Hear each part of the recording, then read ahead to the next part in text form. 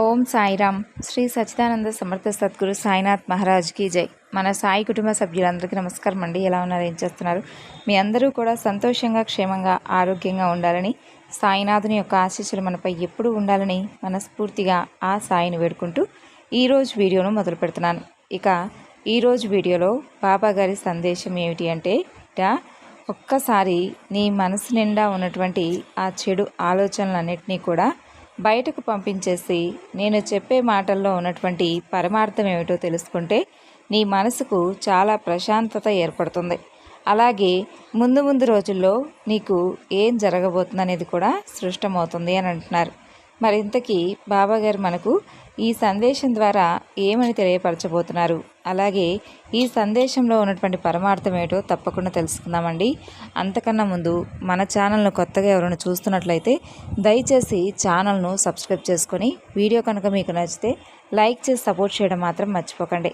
మరి బాబాగారి సందేశాన్ని తెలుసుకోబోయే ముందుగా చాలామందికి ఎన్నో సమస్యలు, ఇబ్బందులు ఎదురవుతూ ఉన్నప్పుడు ఎక్కడెక్కడికో వెళ్ళి జ్యోతిష్యం చెప్పించుకొని నిరాశ చెంది ఉంటే ఒక్కసారి మీరు ఈ గురువు గారిని కాంటాక్ట్ అవ్వచ్చు. ఎందుకంటే మీకు ఏ సమస్య ఉన్నా కానీ ప్రేమ, పెళ్ళి, సంతానం, వ్యాపారం, ఇలా మన సమస్యను బట్టి శాశ్వతమైనటువంటి పరిష్కార మార్గాన్ని మనకు 100% ఫోన్ ద్వారానే మనకు గురువుగారు మంచి పరిష్కార మార్గాన్ని తెలియపరుస్తారు. సంప్రదించవలసినటువంటి ఫోన్ నెంబర్ 9043637512. ఇక ఇప్పుడు బాబాగారి సందేశం గురించి తెలుసుకుందాం. నీ మనసులో ఉన్నటువంటి చెడు ఆలోచనలన్నీ కూడా పక్కన పెట్టి కాసేపు ఈ సాయి చెప్పే మాటలను ప్రశాంతంగా ఆలకించి నిద్రపో. తర్వాత నీకు ఈ మాటల్లో ఉన్నటువంటి ప్రతి ఒక్క మాట కూడా నీ జీవితానికి సంబంధించిందని, అలాగే నీ జీవితంలో ఏదైతే జరుగుతుందో ప్రస్తుతం దానికి సంబంధించినటువంటి ప్రతి ఒక్క విషయాన్ని కూడా ఈరోజు ఈ సందేశం ద్వారా నీకు తెలియపరచబోతున్నాను. అలాగే ముందు ముందు రోజుల్లో నీకు రాబోతున్నటువంటి మంచి శుభవార్తలు, అలాగే జీవితంలో నువ్వు ఏ విధంగా సమస్య వస్తే ఏ విధంగా ఎదుర్కోవాలి అనేటటువంటి ప్రతి ఒక్క విషయం గురించి కూడా ఈరోజు ఈ బాబా నీకు చెప్పబోతున్నాడు. నీ మనసు చాలా అంటే చాలా సున్నితమైనటువంటి మనసుని నాకు తెలుసు. పైకి చూడడానికి చాలా గంభీరంగానే నువ్వు ఉన్నప్పటికీ కూడా నీ మనసు ఎంతో సున్నితమైనటువంటి, అలాగే ఎవరిని కూడా ఇబ్బంది పెట్టకుండా ఉండేటటువంటి గొప్ప మంచి మనసు. అలాగే ప్రతి ఒక్కరూ కూడా బాగుండాలి, అందులో నేనుండాలి అని అనుకుంటూ ఉంటావు. అయితే నీవు కొద్దిగా అంటే నీలో ఉన్నటువంటి ఒకే ఒక చెడు లక్షణం ఏమిటో తెలుసా?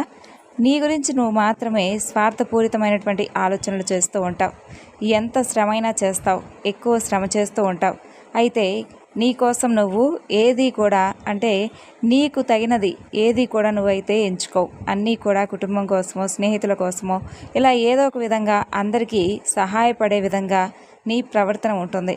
కాకపోతే నీలో ఉన్నటువంటి ఒక చిన్న స్వార్థం అనేటటువంటి ఒక గూడు కట్టుకొని ప్రతి ఒక్క విషయాన్ని కూడా స్వార్థపూరితంగా ఆలోచనలు చేస్తూ ఉన్నావు. అవే చెడు ఆలోచనలుగా మలుపు తిరుగుతున్నాయి. కాబట్టి ఎక్కువగా దేని గురించి కూడా చెడు ఆలోచనలు మాత్రం అస్సలు చేయవద్దు. నీ భవిష్యత్తును ఊహించుకోవడం మంచిదే, కానీ నీ భవిష్యత్తు కోసం స్వార్థపూరితమైనటువంటి ఆలోచనలు చేస్తూ ఉండడం వలన ముందు ముందు రోజుల్లో నువ్వు చాలా ఇబ్బందికరమైనటువంటి పరిస్థితులను అయితే ఎదుర్కోవాల్సి వస్తుంది. కాబట్టి దేని గురించి అయినా కానీ అనవసరంగా స్వార్థపూరితమైనటువంటి ఆలోచనలు మానుకో. నీకు నువ్వుగా శ్రమపడినది, అలాగే నీకు దక్కవలసింది ఏది కూడా నీకు దక్కకుండా అయితే ఉండదు. ఎంత దూరంలో ఉన్నా అంటే సప్త సముద్రాల అవతల ఉన్నా కానీ నీ విధిరాతలో రాసిపెట్టింది నీకు తప్పకుండా దక్కుతుంది. నీ విశాలమైనటువంటి మంచి మనసుకు నీకు ఏదో ఒక విధంగా భగవంతుడు మంచి సహాయమే చేస్తాడు. కానీ అంతవరకు నువ్వు ఏమాత్రం కూడా ఆలస్యం చేయకుండా క్రమం తప్పకుండా నీవు ఆలోచించేటటువంటి ఆ చెడు ఆలోచనలను తగ్గించుకోవడం నేర్చుకో. ఒంటరిగా దేనికి కూడా అంటే ఒంటరిగా ఉండడానికి నువ్వు అసలు ప్రయత్నించవద్దు. ఒంటరిగా ఉండడానికి కాస్త తగ్గించుకో. అలాగే అభిప్రాయాలను మార్చుకో, గుణాన్ని పెంపొందించుకో. కాబట్టి ఈ విధంగా నీవు ఎప్పుడైతే ఉంటావో నీకు వచ్చే ఆలోచనలు కూడా అన్ని విధాలుగా నీకైతే మంచిగానే ఉంటాయి. ఇక అలాగే ఏమి చేయలేము, ఎలా చేయగలను అని చెప్పి దేని గురించి ఎక్కువగా ఆలోచించవద్దు.